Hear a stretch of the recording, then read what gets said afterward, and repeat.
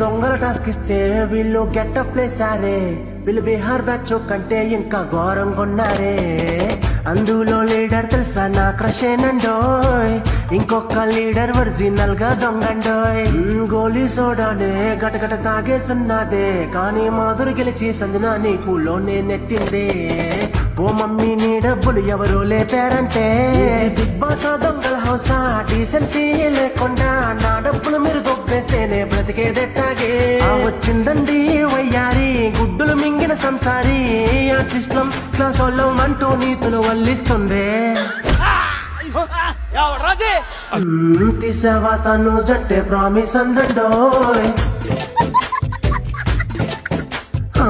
నీ పోతే నారాజు ఒంటరి అయిపోతాడండోయ్.